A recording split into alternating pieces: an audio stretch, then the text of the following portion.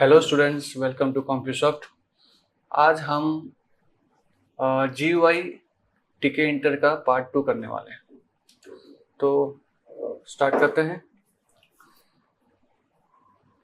पिछले वीडियो में हमने ये सारे GUI के कंपोनेंट स्टडी किए थे। इसका आउटपुट दिखा देता हूँ मैं आपको एक बार। तो ऐसा कुछ हमने डिजाइन किया था। अब टाइम आ चुका है इसको हैंडल करना। तो हम सब फील्ड को फिल करेंगे। उसके बाद जब सबमिट करेंगे तो कुछ हमें मिलना चाहिए कि हमने क्या क्या डेटा फिल किया था। वो समरी हमें एटलीस्ट टर्मिनल में मिलना चाहिए। तो उसके लिए हमें क्या करना होगा, सबसे पहले उसके लिए बटन के अंदर हम एक कमांड लिखेंगे। यहाँ आपको लिखना है कमांड, जस्ट कमांड लिखना है और कोई भी एक UDF का नाम लिखना है। यूजर डिफाइंड फंक्शन का नाम लिखना है। कोई भी आप नाम दे सकते हैं, मैं दे देता हूँ हैंडल। अब ये नाम आपको ऊपर बनाना होगा, जस्ट यहाँ पर।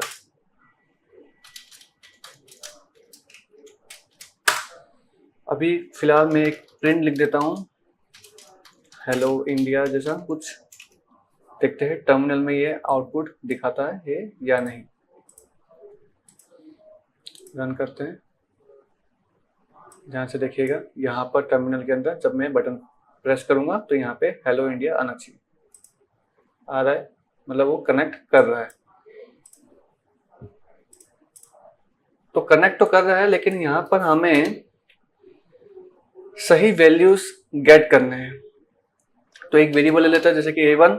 इसमें सबसे पहले EN1 की वैल्यू गेट करेंगे। अब EN1 क्या है? EN1 यहाँ पे हमने एंट्री बनाई थी, उसका वेरिएबल है EN1। उसका वैल्यू गेट करेंगे। ऐसे EN2 भी है हमारे पास और ऐसे ही EN3 भी है। तो इन तीनों की वैल्यू हम गेट करके एक बार प्रिंट करके बता देते हैं।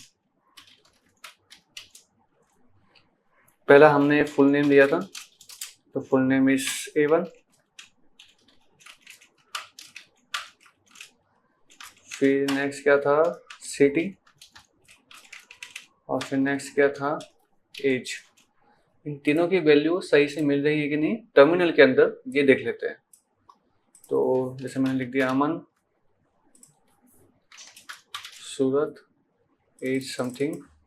बाकी फिल नहीं करो चलेगा। देखिए इन तीनों का डेटा जो लिखा था वो आ चुका है, जस्ट लाइक दिस। ओके, तो ये इसी ट्रैक पे आगे बढ़ेगा। तो अब आगे थोड़ा सा उतार चढ़ाव आएंगे, क्योंकि आगे के जो UI कंपोनेंट है थोड़े से डिफरेंट है। जैसे कि जेंडर। अब जेंडर में आपको क्या करना है, इन दोनों में से कोई एक सिलेक्ट करना होता है, मेल फीमेल में से। तो ये थोड़ा सा ग्रुपिंग वाला काम है, क्योंकि दोनों को एक ग्रुप में रखना होगा। उनमें से कोई एक सिलेक्ट करोगे, उसकी वैल्यू सेव होगी। तो उसके लिए आपको टेक इंटर का स्पेशल वेरिएबल बनाना होगा। तो यहाँ पे हम एक जेन ले लेते हैं। फिर लिखना होगा यहाँ पे T डॉट स्ट्रिंग वेयर, ऐसा लिखना होगा। तो स्ट्रिंग वेयर बन गया है। यहाँ पे दोनों को असाइन करना होगा रेडियो बटन के अंदर। वेरिएबल इज इक्वल्स टू जेन, यहाँ पे भी वेरिएबल इक्वल्स टू जेन। देखिए जब हम रन करेंगे तो कभी कभी दोनों सिलेक्टेड आता है, कभी कभी तो ये ना आए, कोई भी सिलेक्टेड ना आए, इसलिए हम यहाँ पर लास्ट में लिख देंगे जेन डॉट सेट नन, नन में एन कैपिटल। ओके, तो देखो कोई भी सिलेक्टेड नहीं रहेगा, तो ये जरा सही रहता है। तो यहाँ पर ज्यादा कुछ नहीं करना है, सिंपल एक वेरिएबल ले लीजिए और लिखिए जेन डॉट गेट, जेन डॉट गेट। इस तरह से आपको लिख देना है और फिर इसको प्रिंट कर देना है कि जेंडर क्या आया है। जेंडर आया है A4। बस दैट्स इट। देख लीजिए एक बार रन करके। यहाँ देख लेते हैं, जैसे मोहन लिख दिया, मुंबई इज समथिंग में लिया। ओके, देखिए M आया। क्यों M आया? क्योंकि मैंने वैल्यू के अंदर M लिखा है। तो आपको जो चाहिए वो आप वैल्यू में स्पेसिफाई करोगे। देखो यहाँ पे इस तरह से, ठीक है। तो होप आप समझ गए होंगे क्या कहना चाह रहा हूँ मैं। अब इसके बाद डेट है। अब डेट इज वेरी इजी, इसमें कुछ ज़्यादा कुछ करना नहीं है। सिंपल आपको क्या करना है, A5 is equals to DT dot get date, बस ये लिख देना है। तो इसका जो आंसर आएगा वो YMD फॉर्मेट में आएगा जी। ये इसका प्री डिफाइन यही फॉर्मेट है और यही फॉर्मेट में रहेगा और सही भी है। देख लेते हैं।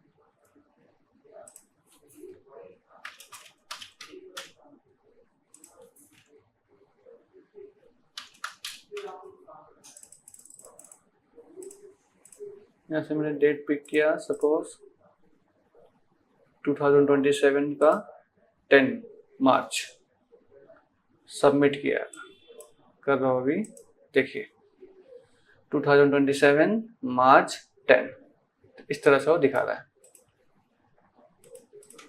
ओके, अब नेक्स्ट क्या है हमारा, नेक्स्ट हमें कौन सा डेटा कलेक्ट करना है, ये चेक बटन्स के। हाँ, चेक बटन्स के डेटा कैसे कलेक्ट करते हैं ये अपने आप में एक थोड़ा सा ट्रिकी है। यहाँ पे हमने 3 बटन्स बनाए, तो हम 3 अलग अलग वेरिएबल्स बनाएंगे टिक एंटर के, वो भी boolean. Check button boolean data ही स्टोर करता है। तो यहाँ पे हम लिख देते हैं C1 T dot Boolean where, ये पहला वेरिएबल हुआ। ऐसे 2 और बना देंगे, C2 एंड C3। इन सभी में असाइन करना होगा वेरिएबल को। तो variable is equals to C1, variable is equals to C2, variable is equals to C3। इतना हो गया। अब क्या करना है, ऊपर जाके यहाँ पर एक वेरिएबल ले लेते हैं A6 जो कि इनिशियली एम्प्टी होगा, और उसके बाद इफ लगाएंगे if C1 dot get is equals to true. इसका लाइन का मीनिंग ये है कि अगर आपने पहला चेक बटन चेक किया हुआ है तो क्या होगा, A6 प्लस इक्वल टू यहाँ पे पहला वैल्यू स्टोर करेंगे, वो है हिंदी। तो आपको लिखना है हिंदी। इसी तरह से 3 इफ लगाएंगे टोटल, C2 डॉट गेट, और यहाँ पे आ जाएगा इंग्लिश, और एक आ जाएगा गुजराती।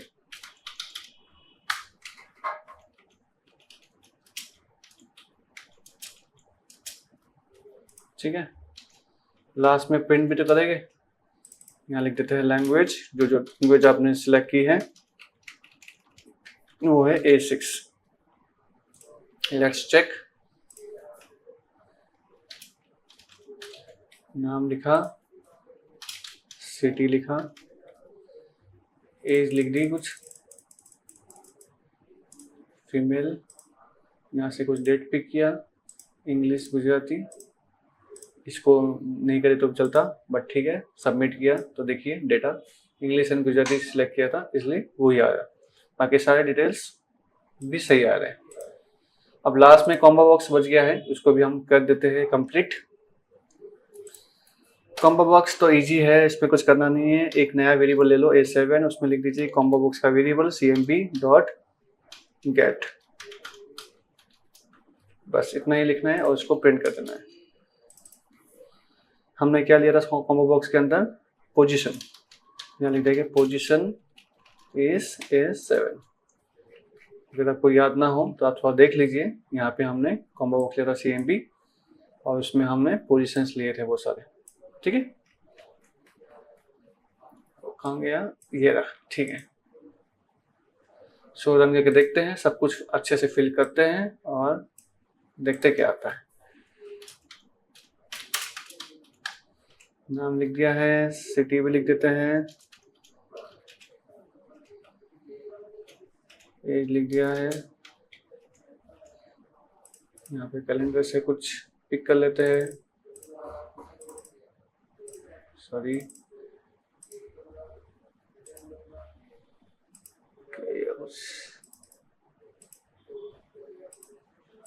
एक सेकेंड,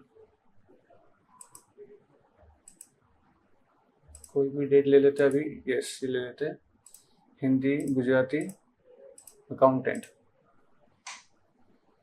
देखिए सारा डेटा आ गया। हिंदी और गुजराती दोनों लिया था मैंने, राइट?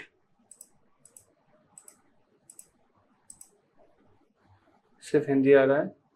एक सेकंड, कहीं ना कहीं ये लोचा है। ओके,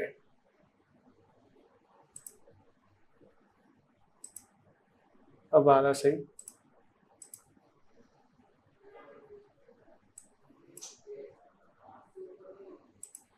ओके, तो हम मल्टीपल टाइम्स जब करते हैं तब ये फॉल्ट दे देता है। जी हाँ, यहाँ पे प्रॉब्लम है। C3 आना चाहिए था, तो दैट इज माय फॉल्ट। अब इसको रन करके फिर से एक बार चेक कर लेते हैं।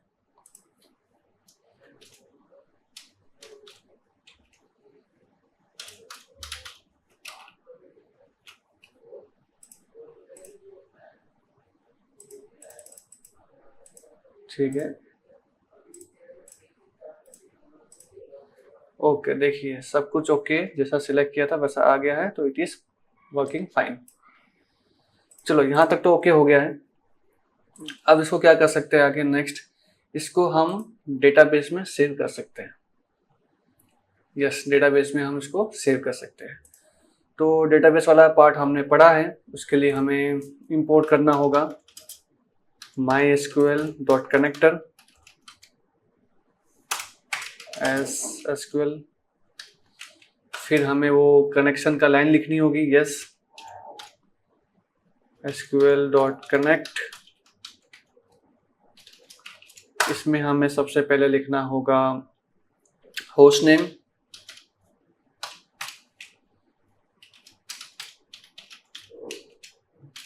फिर यूजर नेम, फिर पासवर्ड और डेटाबेस नेम। डेटाबेस हमारा py_db है, और उसके अंदर टेबल अभी हमें इसके लिए बनाना होगा अलग से, क्योंकि हमने जो टेबल बनाया था वो इसके रिलेटेड नहीं है। तो शुभ काम में देरी नहीं करेंगे, बना देंगे। जैम स्टार्ट करते हैं, यहाँ से 2 सर्विसेज ऑन करते हैं। एडमिन PHP माई एडमिन जो भी यहाँ पे लिखा हुआ आ रहा है वो ओपन हो रहा है। इन शॉर्ट हम इसको कहेंगे डेटाबेस मैनेजर ओपन हो रहा है। pydb में गए, यहाँ पे एक नया टेबल क्रिएट करते हैं। तो हम यहाँ पे लिख देते हैं GUI_reg रजिस्ट्रेशन। तो यहाँ पे कितने कॉलम्स बनाएंगे हम, तो इसको एक बार देख लेते हैं कितने चीजें हैं। 1 2 3 4 5 6 7 चीजें हैं। तो यहाँ पे आपको 7 चीजें दिखाई दे रही है, तो हम बनाएंगे 8 एक आईडी के लिए।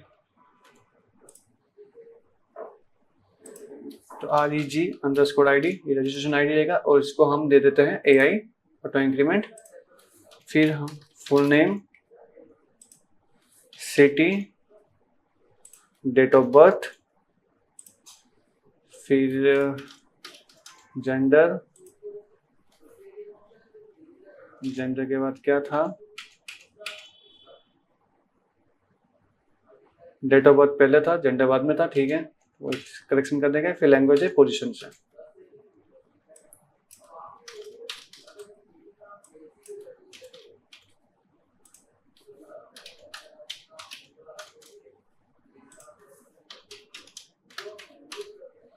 एक चीज यहाँ पे शायद मैंने मिस कर दी है, वो है एज। यस, एक एज आना चाहिए था। फिर आएगा जेंडर, फिर आएगा डेट ऑफ बर्थ, फिर लैंग्वेज, और फिर पोजीशन। सो इसमें वेरिएबल लेंगे, इसमें भी वेरिएबल ले लेंगे, इसमें इंट, इसमें अगेन वेरिएबल, इसमें रहेगा डेट, इसमें वेरिएबल। ये आप जानते हैं ऑलरेडी मैं क्यों वेरिएबल ले रहा हूँ, उसके पीछे क्या क्या रीजन है।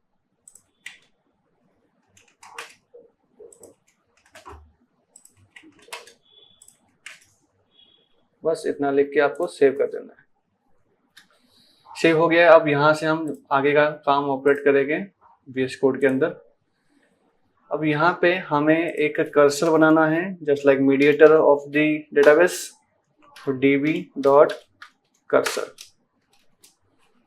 अब यहाँ पर ये जो हमने प्रिंट किया है, आप चाहो तो इसको कमेंट कर दो या तो हटा दो, क्योंकि ये चीज़ अभी हमें नहीं करनी है। हमें डेटाबेस में करना है इंसर्ट। तो हम क्वेरी बनाएंगे और उसमें लिखेंगे इंसर्ट इनटू टेबल का नाम GUI अंडरस्कोर रजिस्ट्रेशन, पहला ब्रैकेट वैल्यूज, दूसरा ब्रैकेट, पहला ब्रैकेट में सारे फील्ड के नाम लिख देंगे फटाफट से, full name, city, age, gender, DOB, language, position. ठीक है, इसके रिस्पेक्टिवली %s लिख देते हैं। अभी सब कुछ % ऐसे लिखते हैं क्योंकि बाय डिफॉल्ट सारे स्ट्रिंग ही होते हैं, भले आपने नंबर लिखा हो या नहीं लिखा हो। ये 7 चीजें हमने लिख दी हैं। उसके बाद वो सातों के साथ वेरिएबल लिख देना है।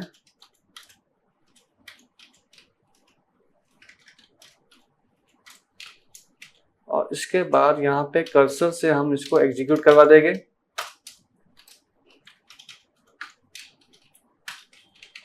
और डेटाबेस को कमिट कर देंगे ताकि वो सेव हो जाए। ठीक है, प्रिंट कर देंगे। अब यहाँ पे हम प्रिंट नहीं करेंगे, जैसे डेटाबेस सेव हो जाता है प्रिंट नहीं करेंगे। एक और यहाँ पे मॉड्यूल इंपोर्ट करेंगे ताकि एक मैसेज बॉक्स को प्रिंट करे। तो from tk inter import message box, तो इसको इस तरह से फोर्सफुली हम यूज करेंगे। Message box dot show error आता है, इन्फो आता है, वार्निंग आता है। आपको जो टाइप का मैसेज करना है कर सकते हैं। सभी में 2 स्टेप रहता है, एक टाइटल और एक मैसेज। तो मैं अभी इंफॉर्मेशन यूज करना चाहूँगा। इसमें टाइटल रहेगा आपका सक्सेस, आप कुछ भी लिख सकते हैं अपने हिसाब से, डेटा सेव, और you can say registration done successfully.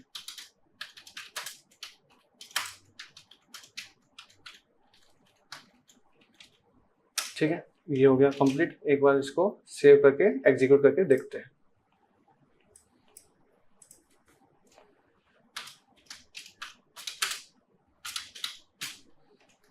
ठीक है, इसको हम लिख देते हैं, एज कुछ डाल देते हैं।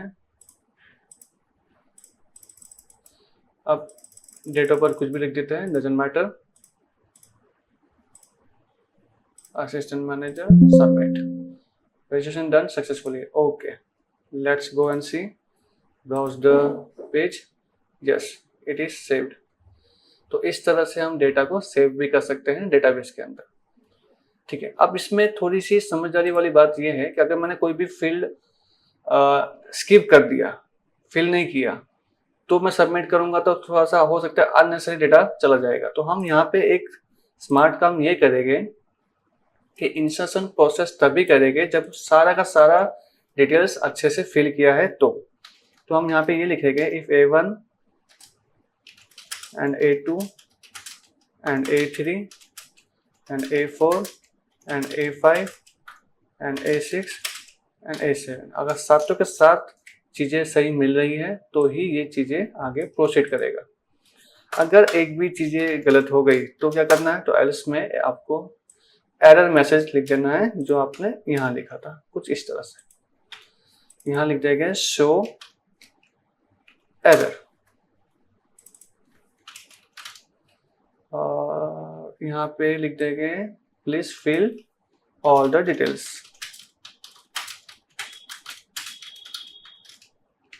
ठीक है, तो ये आप इस तरह से वैलिडेशन कर सकते हैं अपने फॉर्म का। तो अगर मैंने कुछ, जैसे अभी मैं कुछ भी फिलअप नहीं कर रहा हूँ, तो यहाँ पे आ रहा है एक error, please fill all the details. ठीक है, ये द की स्पेलिंग थोड़ा सा गलत था, बट ठीक है, आप समझ गए होंगे। फिर से एक बार रन करते हैं और कुछ डेटा फिल कर देते हैं। अब मैंने 2-4 नहीं लिखा तो क्या आ रहा है, एरर। तो ये चीजें हमें सेव करने से रोकेगा, तो ये ज़्यादा सेफ रहता है। तो इस तरह से आपको फॉर्म को हैंडल करना है। ये चीज़ आप एक बार ज़रूर प्रैक्टिस करना, ज़रूर ट्राई करना, और कोई भी प्रॉब्लम आती है तो मुझे ज़रूर बताना, आई कैन हेल्प यू। तो नेक्स्ट वीडियो में इसका पार्ट 3 आएगा, जो कि लास्ट पार्ट होगा और ये लास्ट वीडियो होगा हमारा, तो ज़रूर इसको देखना। तब तक के लिए goodbye, take care and thank you.